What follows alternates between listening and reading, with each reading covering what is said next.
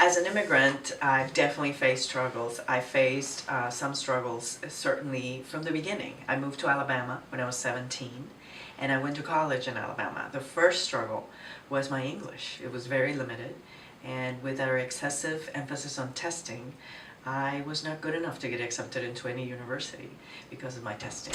And I had a wonderful teacher that said to me, "Don't give up. You can do it. You're very smart. If your goal is to go to college, just keep at it." And I did, and I obviously improved my English and improved my test scores and got accepted to the university. And that teacher was right. I was obviously very smart and had a bright future ahead of me. I also had an experience in college, which is how I got started in politics. I ran for student government secretary at the University of North Alabama. That was my first election. I put posters all over the school with my photo, and it said Anette Taddeo for secretary. The day of the election, secretary was crossed out, and it said Anette Taddeo for deportation. It was a horrendous experience at a very young age, but I turned that experience, as always, lemons into lemonade, and learned from it. And I wouldn't change anything because I believe that we are stronger as a state, as a country, because of the diversity that we have, of the fact that we've opened our doors to so many people, and I just think that we have so much to gain from our diversity.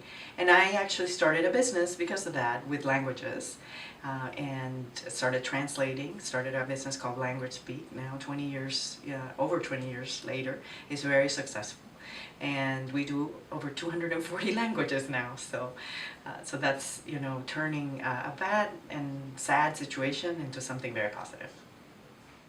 I think, you know, there are disadvantages to being an immigrant, because you certainly don't have an easy route, an easy way. Certainly the English barriers always get in the way. But I think it's also a plus, that we can turn it into a plus. I think we have so much to offer to our community, to our country, that I think that we should just keep trying. And I think it makes us harder workers, more determined to succeed, more determined to make sure that others have an opportunity to succeed. And I think that's why I decided that I wanted to be in public service, because my experiences, I think I don't want anybody to be left behind. I think all of us should have opportunity. That's what this country was founded on equality, and we want to make sure that everybody has the same opportunities that I've had to build the American dream. Fabulous. How about being a woman?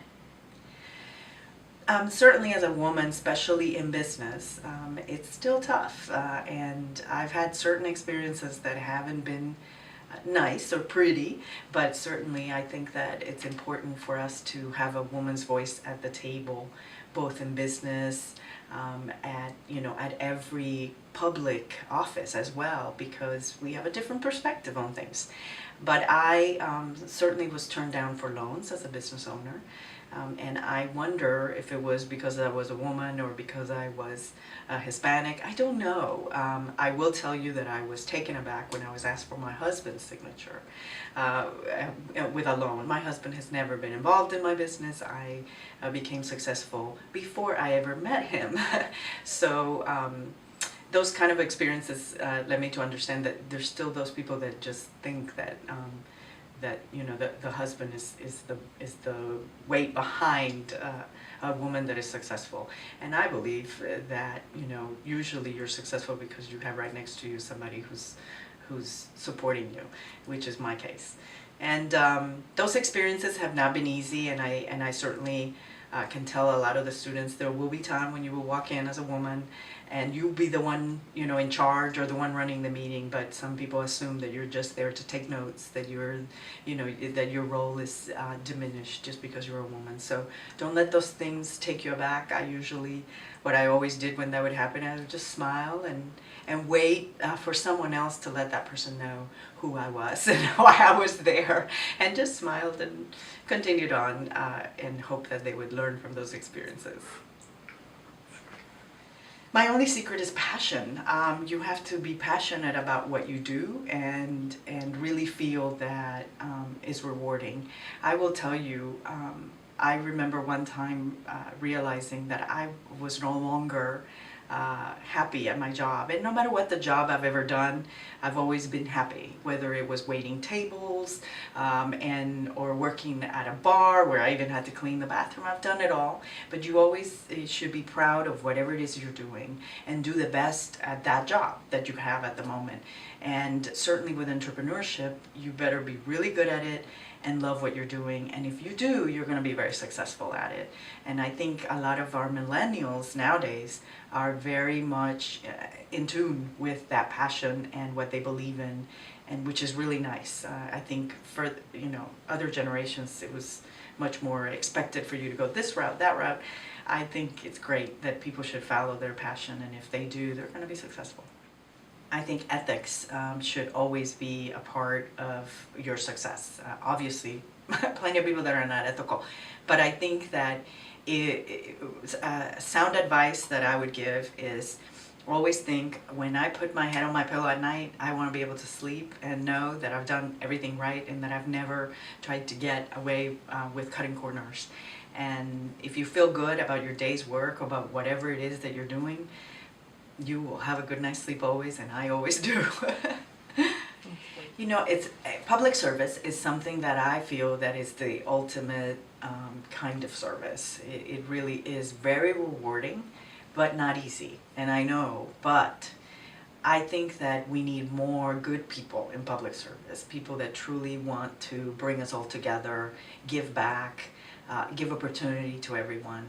And if you're in it for the right reasons, if you really want to do good, I think you will be successful. And I would encourage more people of a good heart to get into public service, because we need more of that and less of those that are interested in a title or power.